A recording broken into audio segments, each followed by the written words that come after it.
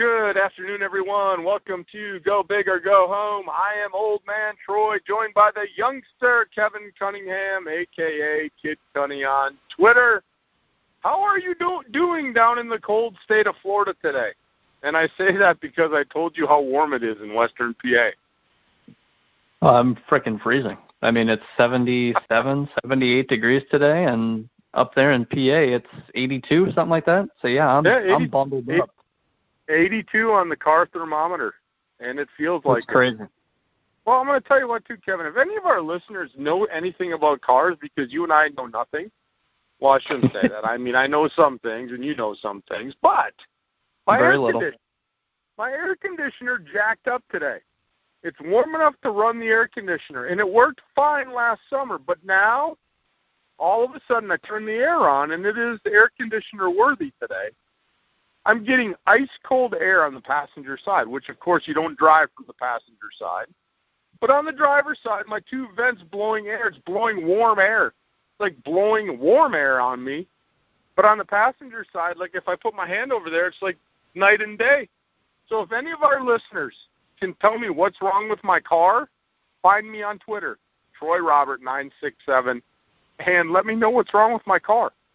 I don't feel like spending mega dollars, but I have a feeling that I know what's wrong with it, and I think it's some kind of regulator or something. But who knows? But this is a sports show, Kevin. Lots to talk about today. Not a lot going on in the Big Ten. It is baseball, softball, track.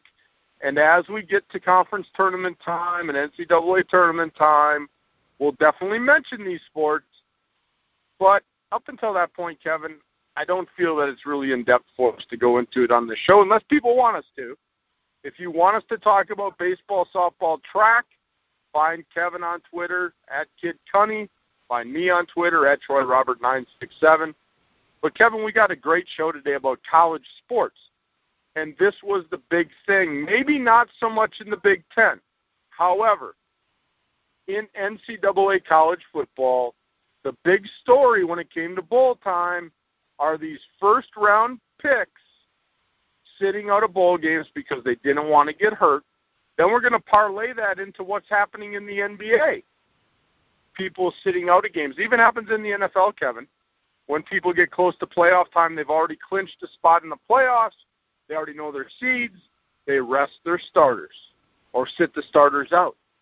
Even happened in hockey last week. The New York Rangers sat half their team against the Washington Capitals because they were locked into the fourth spot, whereas the Washington Capitals and the Penguins were still chasing the Capitals for the number one seed. Kind of an easier road for the Capitals when you're resting half your team. Penguin fans not so happy about that. So we're going to talk about that. It's going to be a great show, so I'm going to turn it back over to you, Kevin. Let's talk about these college football players that sat out their bowl games. Let's get right into it.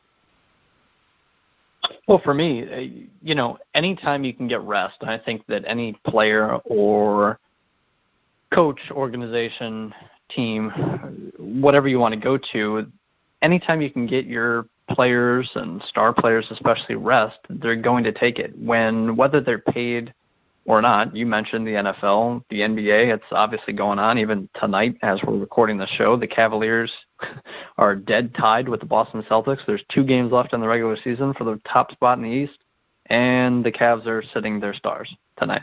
2 games left. Number 1 seed on the line. Cavs are like basically 500 this season away from home, and yet they're sitting. They don't care. So essentially I think that any player, and again, whether paid or not, college, and that's what this talk is about, is bowl season came around last year, last December / January, I guess, but these December bowl games, the ones that truly mean nothing to the future first-round picks in the NFL draft, and Leonard Fournette for LSU, widely regarded as if not the top running back, top 2, top 3 running back in this year's NFL draft class. That's going on later this month, right around my birthday, which it always does. Awesome. But so LSU's Leonard Fournette sits out the Citrus Bowl. And it's the Citrus Bowl, and Fournette's going to the NFL draft, and he's a guaranteed first-round pick, and he's a running back.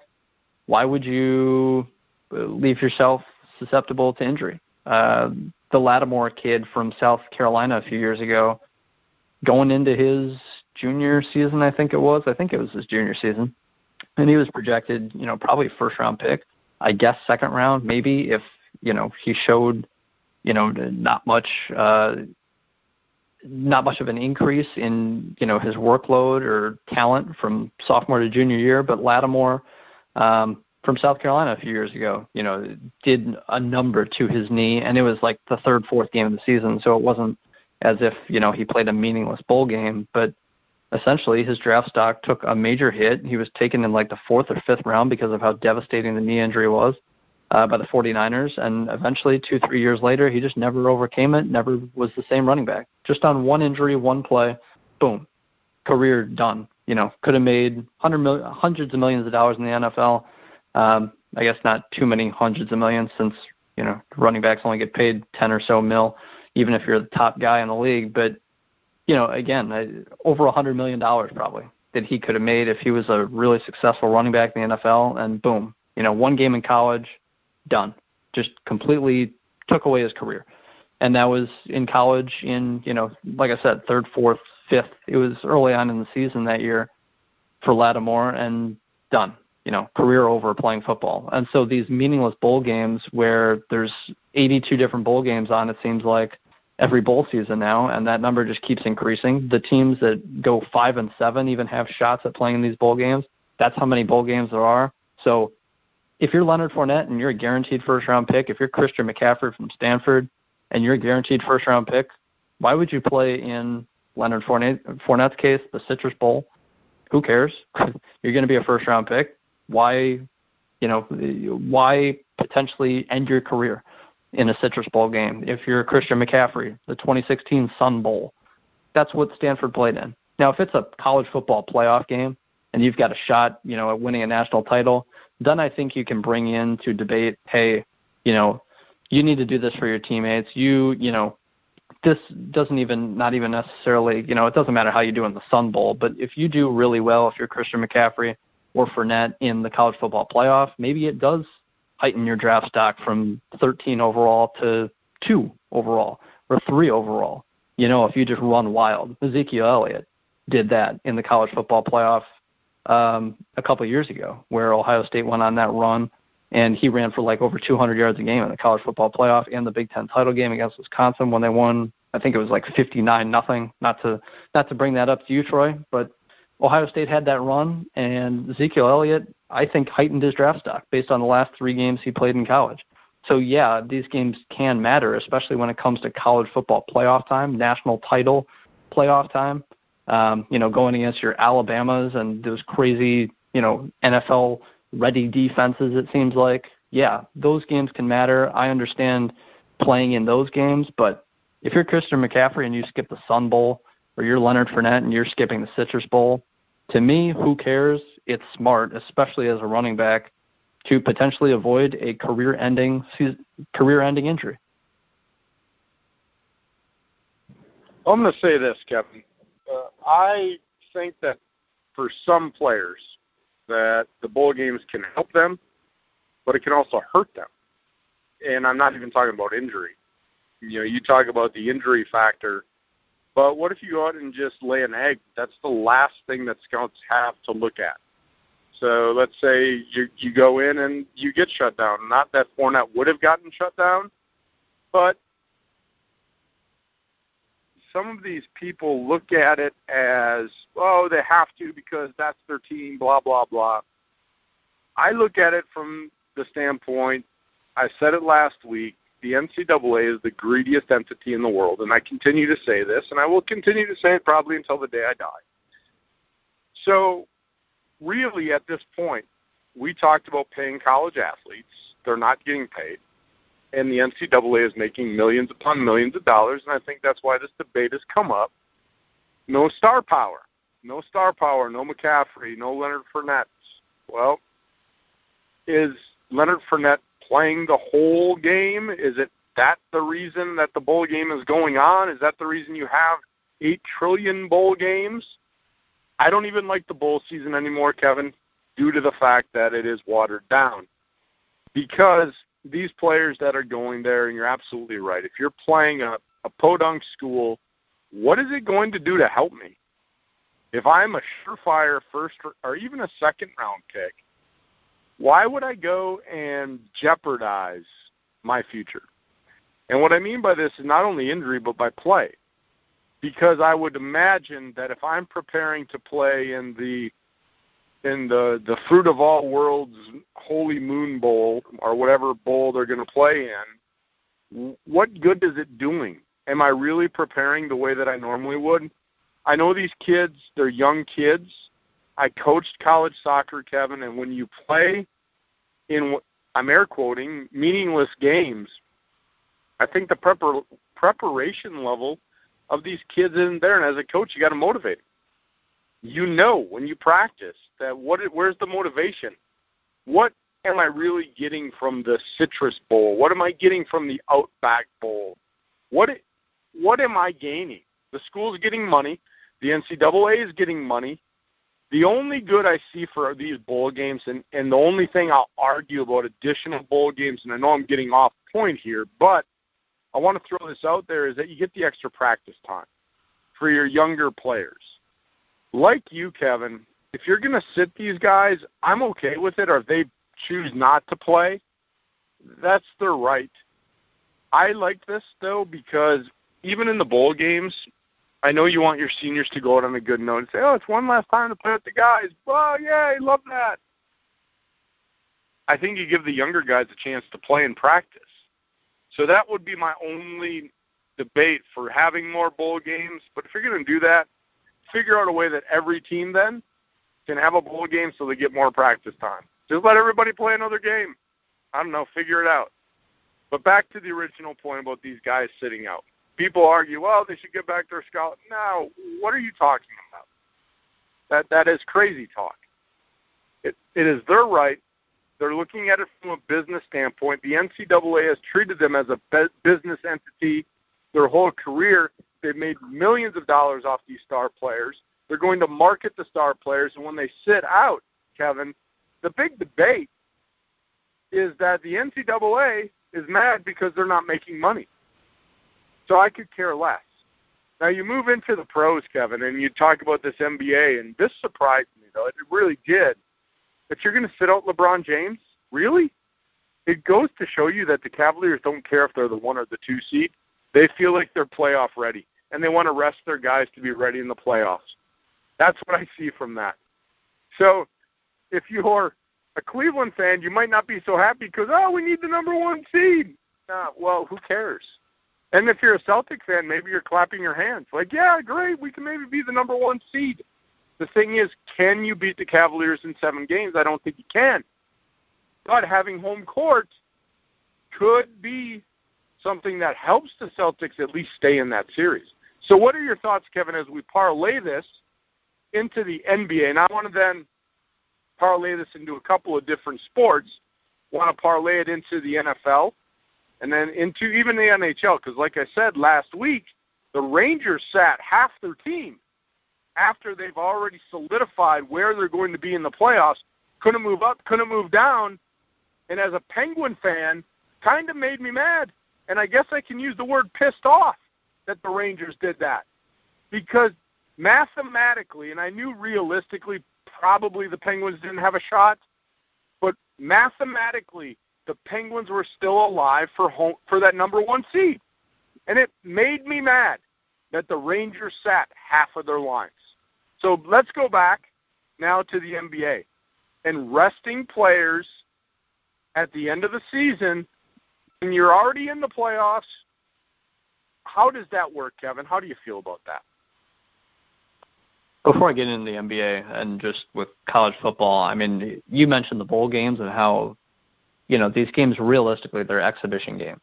And so, yeah, I mean, if you want to have these 5-7 teams and even the 0-12 teams, if you want to give all these teams bowl games and watch 2,000 fans show up, but it's on ESPN2, you know, at 3 p.m. on December 22nd, so you get a TV rating and you get a little money from it, that's fine. I get it. And realistically, I mean, most of these, well, all the bowl games, realistically, outside of the the playoff games. It's all for money, and most of these schools, yeah, you can jostle maybe one or two recruits because, hey, look, we're LSU. We beat, Florida State in the Citrus Bowl, so you should choose LSU over Florida State, something like that. I mean, maybe you get one recruit because of that, because LSU just looks so dominant in that game, and so, okay, that's cool. Maybe you sway one recruit, but typically, yeah, I mean, it's for practice time. It's for seeing those younger players, and this hasn't necessarily become the norm during bowl season, is, the Citrus Bowl becoming a freshman and sophomore, led game. I mean, because like you said, typically seniors, you want to have that last game out there, especially if you're not going to the NFL. If you're not going to the NFL and you're, a senior starter who's just, hey, this is my last game of football ever. Of course you want to go out there. Of course you want to play, give it your all, even though it's a meaningless exhibition bowl game that's just out there for money. Of course you want to go out there. But I think that in general, the coaches realistically, yeah, I mean, it's just a springboard into spring practice at that point. Late December, early January even, there's a few games that aren't playoff games. So basically it's more practice time. It's time to see what you have in your younger players. Again, maybe you can swing a recruit or two, but typically, yeah, it's just a practice game. So, and I'll segue to this just before getting to the NBA topic that you brought up. Say you have a dangerous job, and that's your profession, is this dangerous profession. And so like football, I mean, obviously dangerous profession, and you're guaranteed making you have your job. It's set in stone. You're making, $10 an hour, whatever. Or in college football case, you're making absolutely nothing. But say in this job, it's a dangerous job, you're making $10 an hour. And you're guaranteed, you're being told by management at this new company, hey, we're going to pay you $37 an hour, but it starts in 2 months. We're going to pay you $37 an hour, though. It starts in 2 months. And you have one more dangerous job to do with your current employer. They're telling you they're going to pay you $37 an hour. And there's still, I guess you could say there's a little competition. And so maybe if the worst thing happens possible outside of, the dangerous job and you get hurt and so you can't move on to that $37 an hour job, yeah, okay, maybe they dock it to 35. So like you said, playing in a bowl game, say you're a starting left tackle and you just get eaten up by the opposing defensive end. Okay, so instead of getting picked 17th overall and making $37 an hour, just to use my little analogy, you drop down to 26 overall. And so, okay, now you're making 35 an hour. Would you risk it at that point? Or also, you could also get hurt in this, pointless, basically, exhibition type, dangerous, whatever it is, job that you're doing. I mean, would you risk the $37 an hour to potentially hurt yourself and never, not get signed by that company who's willing to pay you 3-4 times the amount? Of course not. And that's basically what I'm trying to equate it to. Of course, it's not a perfect analogy, but essentially you're asking these college athletes who get paid nothing, and we talked about this last week, you're getting paid nothing to play college football. Yes, you're getting a free scholarship, but in the end, especially these high-end athletes, you're trying to make it to the NFL. You don't really care. So would you risk a pointless bowl game if you're being guaranteed millions of dollars in just a few months, being taken in the first round of the NFL draft? Of course not. That's just my point there. Moving to your NBA discussion with it, I'm a Celtics fan. And so me personally, yeah, it's cool that the Celtics now have probably a good chance at winning this number 1 seed. I know they play Brooklyn for their second last game. I think that's tonight, and then they play Milwaukee as their last game. And so the Celtics probably have a better chance at the number 1 seed now, especially now that Cleveland's basically giving up this game to Miami tonight.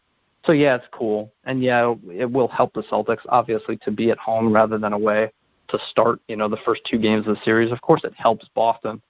But like you said, it's realistically, and I tweeted it out, it doesn't really matter. Boston's not going to beat Cleveland in Boston, in Cleveland. Doesn't really matter. They're not going to win a 7-game series. If it was a 3-game series, even a 5-game series, okay, maybe the chance is out there, but a 7-game series, obviously Cleveland doesn't care. As I tweeted out earlier, You can follow me at KIDCUNI on Twitter. Cleveland sitting here 2 games left, and they're saying, you know what, we'll just rest a game or two at the end of the season, and we're not going to get the number 1 seed because of it. Cleveland doesn't care if they're the 1 seed. I tweeted out and I said, if Cleveland was the 8 seed, I would favor them to get to the finals. I don't care if they're the 8 seed and they're on the road every single playoff series and they play the hardest teams every round possible. Doesn't matter to me. Cleveland's obviously the best team in the East. I'm a Boston fan. Boston could get the number 1 seed. Even if Boston's the number 1 seed, I think that's probably a 6-game series. Ends in Cleveland. Boom. Done. Over. If it gets to 6. Because Cleveland and Boston played a semi-meaningful game, even though obviously Cleveland doesn't care that much about the number 1 seed. They still went to Boston and were up 29 points in the third quarter. So Cleveland's obviously the best team.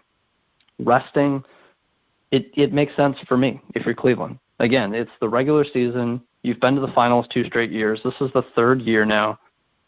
Teams typically that just get there year after year after year, like the Celtics did a few years ago when they had their big 3. That 3rd year, they won, I think it was 50 games in the regular season. They were like the 3 seed. And they still ended up getting to the finals. But the point is, they didn't care about the regular season. They didn't care about back-to-backs, trying hard on defense every single night. People bash the Cavs from the defense that they play. I think the Cavs are an average defensive team, maybe a little above average.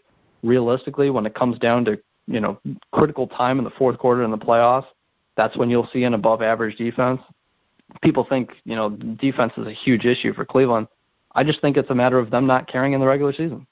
Obviously, they're showing it because they don't care if they get the number 1 seed. So, yeah, in short, it's cool as a Celtics fan that the Celtics will probably be the number 1 seed in the East. But in the end, it's not going to matter because Cleveland is by far the most talented team. And I think this is why you're seeing stars around the league sitting national televised games because the regular season is 82 games long. And LeBron doesn't care about Game 67, Game 14, Game 1, Game 81.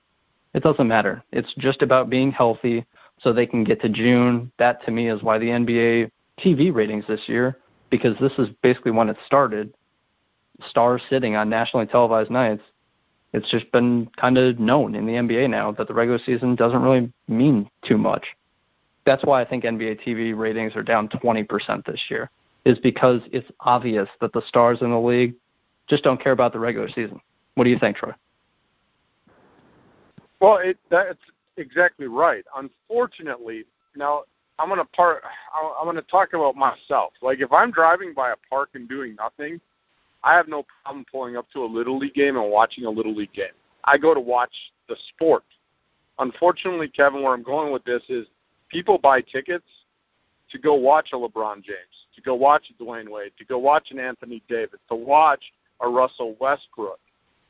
That's their mindset. Me, if I go to a sporting event, I'm going for the game. I'm going to watch the sport.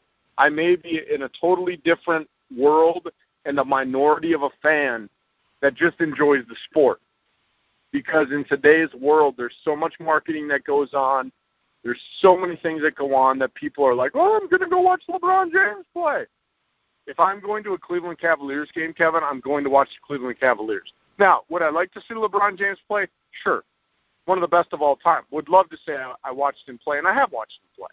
And he's great. He's great in person. He's great on TV. I mean, he's great all around. But if I'm going to a game, I'm buying tickets not to watch LeBron James. I'm going to the game to watch the Cleveland Cavaliers, no matter who they put on the court. Unfortunately, I'm in a minority because of those 19,000 fans that are there. Probably half of them are there to see just a LeBron James. And that's cool. That's your thought. That's your mindset. Fine. But I don't care. If I'm a fan, I would much rather have my team rest.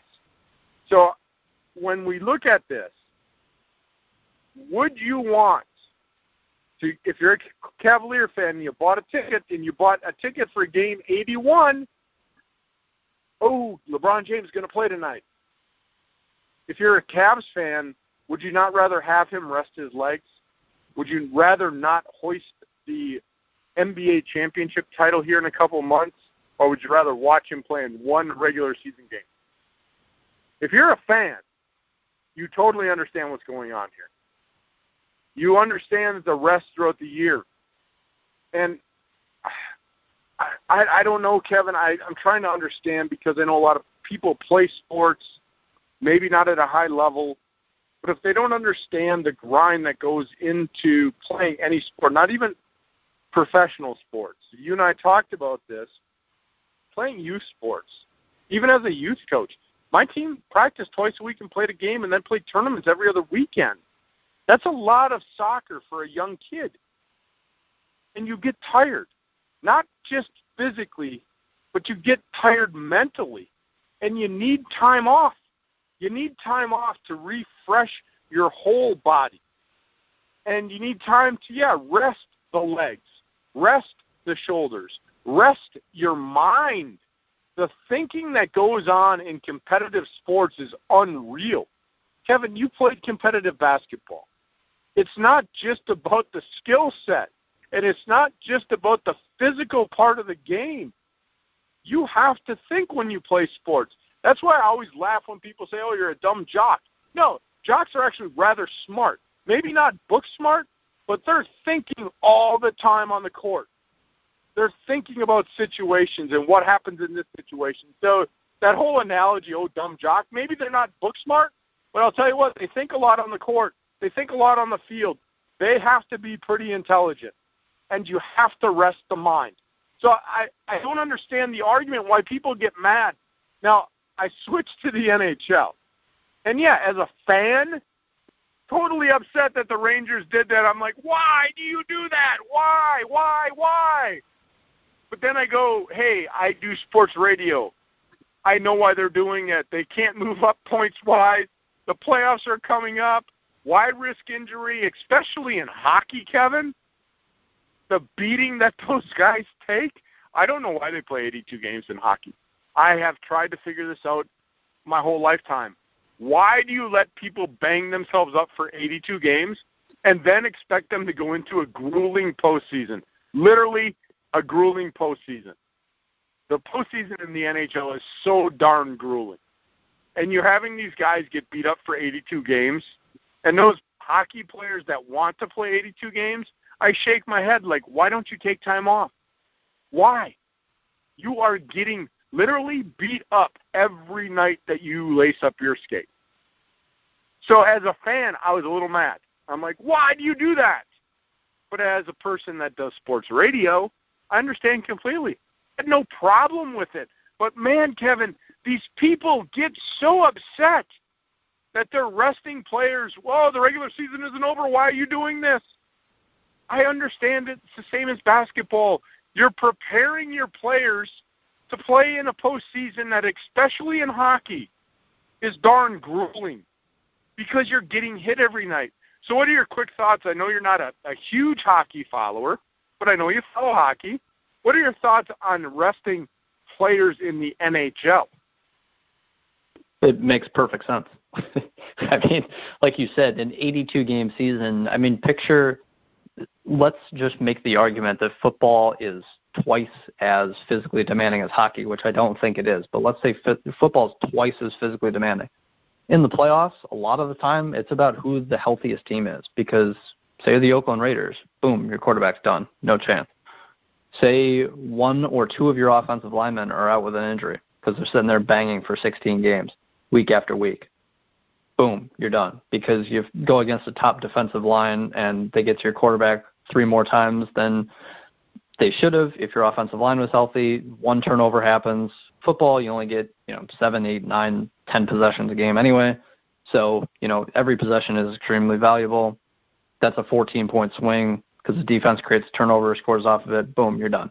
I think that in general, and I guess going back to the saying that football is twice as physically demanding, that's a 16-game season, and hockey's playing 82. So even if football is twice as physically demanding, then hockey should play 32 games instead of 82. So just in general, the hockey game being as long, hockey season being as long as it is mind blowing to me. That's insane. I'm surprised there is not much more rest that goes on throughout a hockey season. That's crazy to me.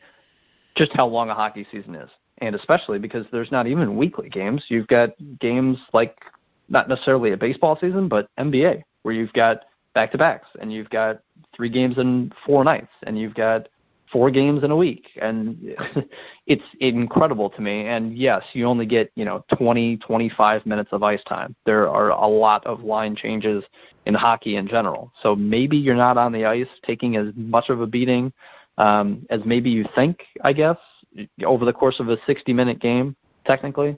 But still, to be that physically demanding is crazy to me. So, like you said, I think it's understandable that these teams, and whether you're locked into the 1 seed or you're locked into the 4 seed or the 7 seed, sometimes that happens at the end of the year. Sometimes a 5 seed in the NFL, that takes place, and we'll get to the NFL in a second. But so I guess a couple other points I wanted to make.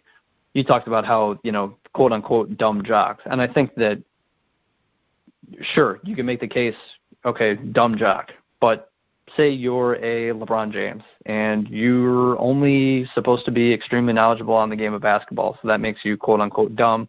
That's fine if you think that, but again, 82 game season, you're playing 3 games in 4 nights, back-to-backs, traveling across the country on, crazy flights overnight, getting done with games on the West Coast at, 1 a.m., and then you're hopping on a plane by 2 and you get back to Cleveland by 4 or 5 in the morning, and then you have a game the next day. And that's coming back home. That's not even flying to a different road town.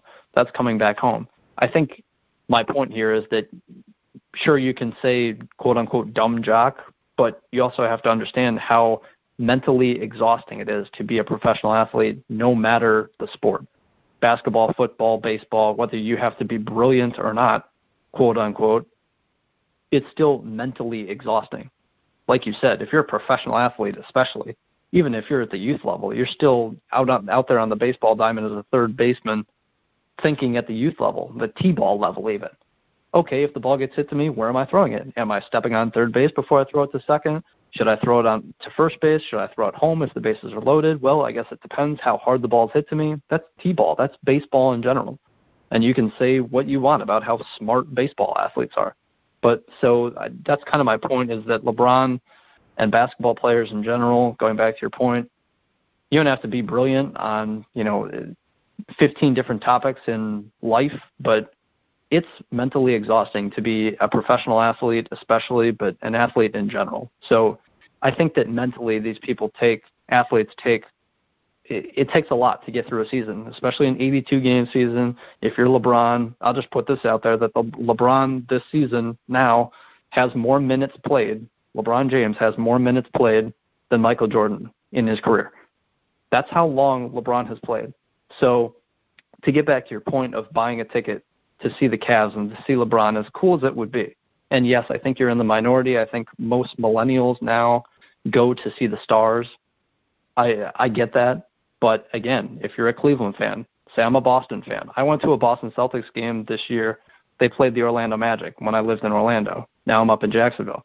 But when I lived in Orlando, the Celtics came. Isaiah Thomas had an injury, and it was like, he was basically given a week, off. He could, come back that 6th, 7th day, and it was like the 6th day, and they played the Magic, and Isaiah Thomas sat. He was hurt. It was a groin injury. And I was like, I showed up to the arena thinking he was going to play, and he didn't. And I said, that kind of sucks, but I'm a Celtics fan. I'm here. I'm at the arena. I will live with the Celtics only all-star on the roster not playing. It's fine. I'll have a good time. I'm a Celtics fan. Same thing where if you're LeBron James and you've played as many minutes, more minutes than Michael Jordan has over the course of his entire career. LeBron James is 32 years old, and he's played more minutes than Michael Jordan. So he's giving you everything every single season. And now people want to bash him because he sits 6, 7, 8 games a year. At this point, if you've played more minutes than Michael Jordan and you're carrying the league and your franchise for the last 15 seasons, I think LeBron, it makes sense to be mentally exhausted if you're LeBron James, and to be deemed the king, and to be deemed, just to be as good as Michael Jordan. Some people want to think he's better than Michael Jordan. Some people think he's the second best player of all time. Twitter era, where every single possession, if LeBron James has a turnover, he gets bashed by 1,000 people on Twitter. It wasn't like that 10 years ago. Now every single possession gets looked at. So I think it's mentally exhausting and daunting for professional athletes now. And so if LeBron sits game 81 to rest up, and this is the last part of the crazy argument of yelling at LeBron for sitting 6, 7, 8 regular season games after playing more minutes than Michael Jordan already has, in his contract, you're sitting out games during the regular season. That's why you signed the contract. You signed the contract to play these games, right? Well, no, because realistically, the NBA playoffs come, he's not paid for that. It's not guaranteed in his contract, you're going to go to the playoffs and we're going to give you, this amount of money that you bring to a playoff television rating. No, he doesn't get that. So you're getting 4 extra series every single year for the last 6 years of LeBron being in the NBA Finals. An extra 20, 24, 25 games on average every postseason. That when he signs his contract, he's not signing his contract to get paid to go into the NBA Finals and get money off of those TV games that he participates in and he drives the rating for. Because trust me, a LeBron James Cleveland final is going to get a bigger rating than a John Wall Washington Wizards final. It just is. So LeBron plays an extra 20, 25 games after the 82-game regular season and doesn't get compensated for it as he should already. So if he sits out 6, 7, 8 games during the regular season and has played more minutes than Michael Jordan to this point, hats off to him because he surely deserves it, and we'll see him in June, and more people will watch because he's healthier, essentially for the mind, not physical. Because what's an extra 5 games physically on a basketball schedule? It's not much. But mentally, to take an extra night off, to have that back-to-back game off, I understand why Cleveland's 0-8 or whatever it is in back-to-back games this year. They don't care about the regular season. That's why they're sitting players now.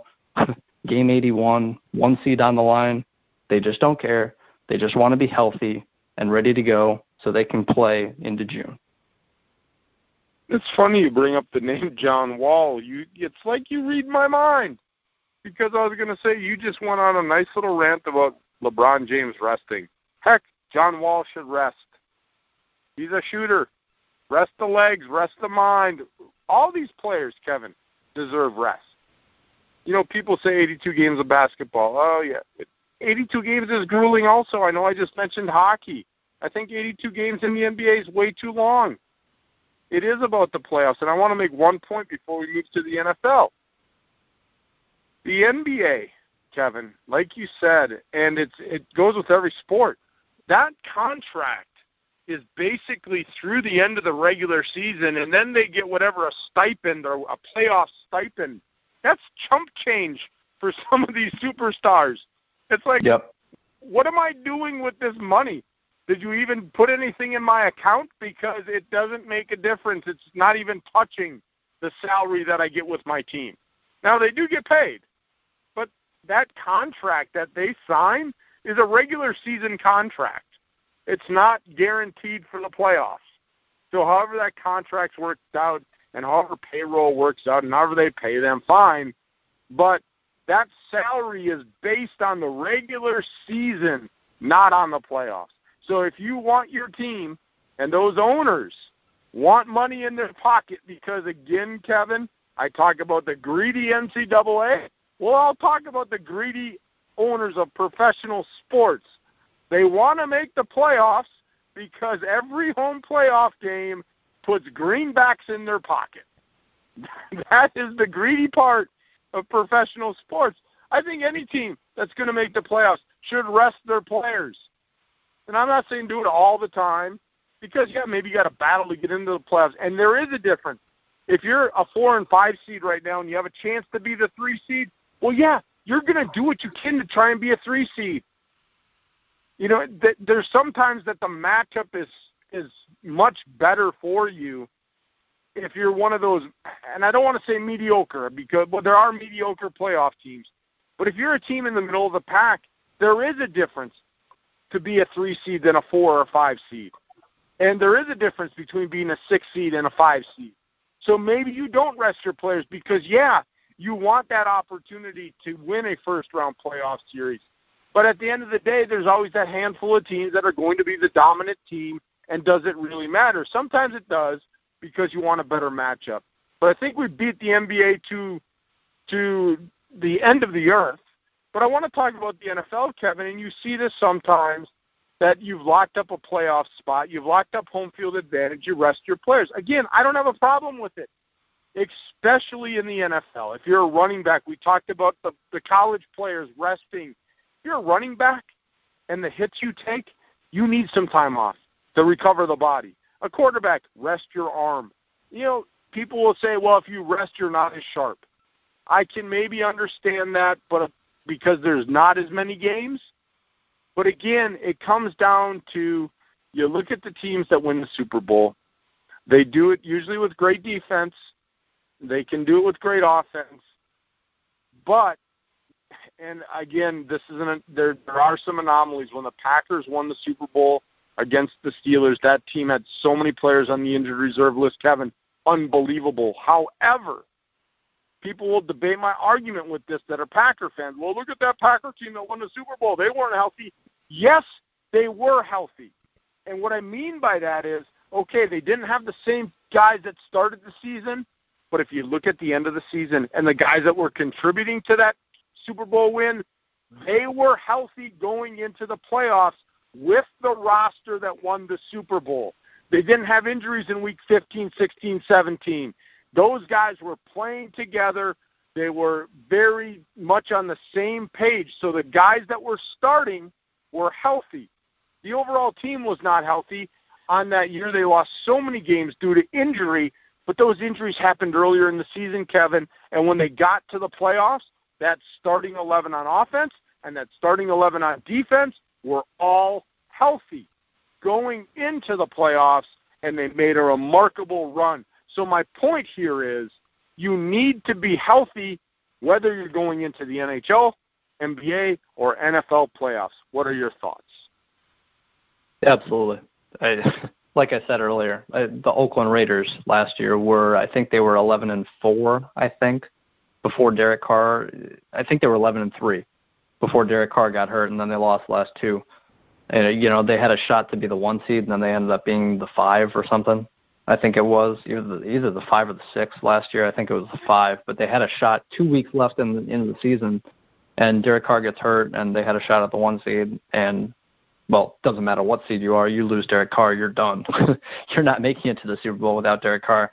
If you're the Oakland Raiders, you know, if you have a star quarterback and that's how your team's built, I mean, to me, realistically, you either have an elite quarterback and so you have a shot at a Super Bowl, or you have an all-time great defense and you have a shot at the Super Bowl. In today's NFL, that's just how it works. You either have an all-time defense or you have an elite quarterback. If you lose your elite quarterback, you're done.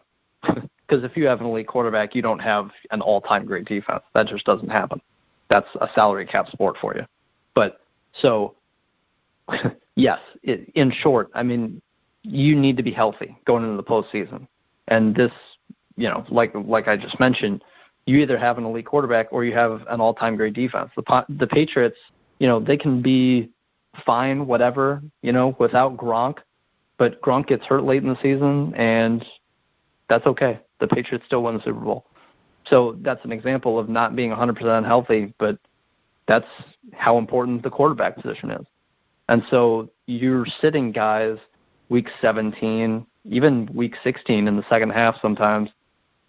You're sitting your players, especially your quarterback or your stars on defense, if you have one of those all-time great, you know, Seahawk as of late or Bronco as of late defenses that just carry you to the Super Bowl. Again, rarely happens, but that's why you sit those guys. So I fully get it. Again, no matter the sport, football, baseball, hockey, basketball, lacrosse, whatever, it's mentally exhausting. The reason for rest isn't so LeBron has an extra day's rest for his calf that's a little tighter than it should be, or his shoulder. It's really not for that. It really isn't. LeBron's not sitting out tonight's game in Miami because it's in Miami, and so the plane, you know, it's too many miles on the plane. It's really not about that. It's about mentally saying, okay, I'm going into Miami, and I know I don't have to suit up. Mentally can just refresh. Just watch the game from the sidelines, take it all in, learn something about Miami, use it as a scouting thing, because the Cavs can play Miami still at this point in the first round of the playoffs if everything matches up perfectly. So sit out. It's okay. Take that breather mentally. That's really what it's for, at least in the NBA. Football, you sit Tom Brady week 17 because you don't want him to get hurt. You sit Derek Carr week 17 if your playoff spot is locked in, or situationally, and this is what it comes down to, you brought it up, that sometimes for matchups, it does matter if you're the 3 seed, or it does matter if you're the 5 instead of the 6, or the 6 instead of the 7. Sometimes situationally, matchup-wise, it's all about matchup. When you have, 8 teams in making the playoffs, because you only got a couple rounds until the finals, regardless of the sport. So it's hugely based on matchup. If it doesn't matter matchup-wise, or if you've got the number 1 seed locked up especially, of course you sit your stars and the guys that are most valuable to you, like the quarterback or your stars on defense if you've got one of those historic defenses. So I'm all for these teams, regardless of the sport, regardless of the player, whether it's your 3rd year and you're a superstar in your sport, or it's your 13th year carrying your franchise like LeBron James. I fully understand taking a night off here, a night off there to just recuperate, not even physically, but mentally. And for sports like football, of course it's physical, because if you lose Derek Carr and you're Oakland, you're done. No chance. Absolutely no chance whatsoever. So, in short, if you're a fan of a team especially, and you're crying because Derek Carr sits out week 17, Tom Brady sits out week 17, Isaiah Thomas sits out game 32 against the Orlando Magic one night because he wants to rest his groin a little more, I fully get it as a fan. Some fans are smarter than others. Some fans are wackadoos. But in short, keep your guys healthy for the postseason. And there it was. Wackadoo. Had to put it in there, Troy. We had to get it in the show. I was just going to try to get a segment that we could get wackadoo in. I was going to call myself a wackadoo because I'm that crazy guy, as I mentioned before, that I will pull over and watch a soccer game, a youth soccer game, a park and rec soccer game to watch the game, just for like 10 minutes. I do it all the time. My wife's like, where are you at? I'm watching a Little League baseball game. Why are you doing that? Because I like Little League baseball. Not a creeper, just like watching the game, but I'm a wackadoo for that, I guess. But again, it goes, my point is, Kevin, I watch games or even professional sports because I like the game. It's not the players that are there. Yeah, it's great if I can watch the superstars. Don't get me wrong. I went to the, many professional events, and being a Packer fan, I want to watch Aaron Rodgers play. But if he, knock on wood, if he's hurt or resting, I'm there to watch the Packers. That's my team. I'm a diehard Brewer fan. They can rest that whole team for all I care. They can bring up the AAA team, and I'll watch them play. They're going to lose anyway. However, they're actually not off to a bad start, Kevin, and we'll talk about that on our weekly Saturday show. Not going to get into it today, but they're actually not off to a bad start, in my opinion. I don't have any realistic playoff hopes for them, but I think they're playing okay, better than I thought they would anyway, after the way they started. But with that said, Kevin, another great show, and I know not a lot of Big Ten stuff going on. If you've made it to this part in the show, make sure you find Kevin and I on Twitter. Kevin is simply @KidCunny, KIDCUNI on Twitter. I am Troy Robert, simply Troy Robert @967. Find us on Twitter. Let us know how you like the show, and if there's things you want us to talk about on this show, definitely let us know. If you want us to talk about lacrosse or softball or baseball in the Big Ten, we will gladly do it, because right now, Kevin, from here until probably till August, we'll throw some football stuff in there, but really until then, we're going to have to find other topics because there's not a lot going on in the Big Ten.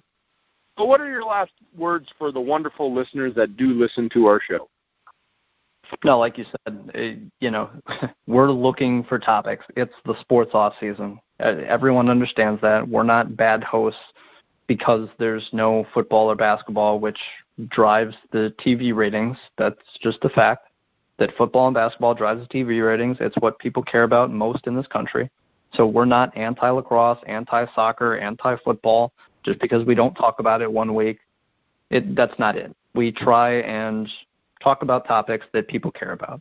That's what it is. We will never disagree to get, more views.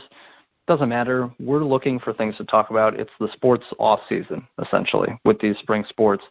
Now that March Madness is over, that's just the way it is. Look at any rating on any network, and football and basketball drives that network for the most part. So, especially football. That's the number one show. Football is the number one show on like 5 different networks in the country. That's how big football is. So, yes, football's over. We're looking for topics. Again, check us out on Twitter, @KidCunny, @TroyRobert967. Tell us about topics you want us to talk about, if there's anything that comes up to your mind, because we are looking for topics. We're looking for stuff to talk about.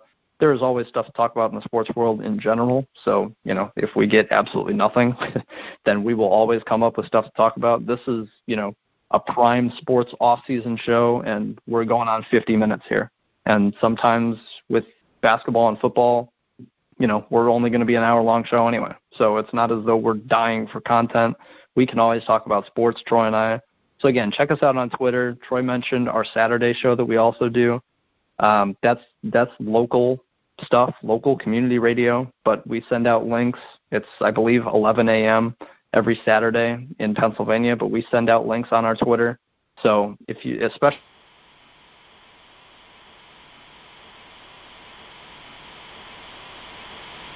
it goes out live.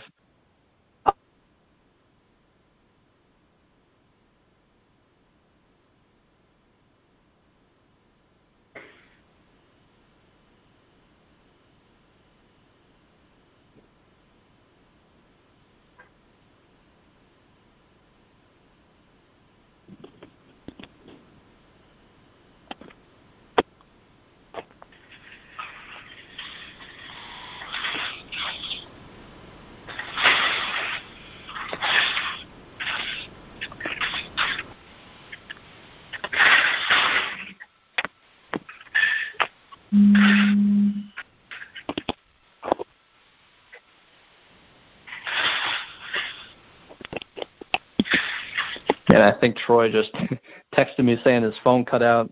So, again, as Troy always does, closing the show, thank you for listening. Again, follow us on Twitter. Have a good day, everyone. It's been fun on Go Big or Go Home.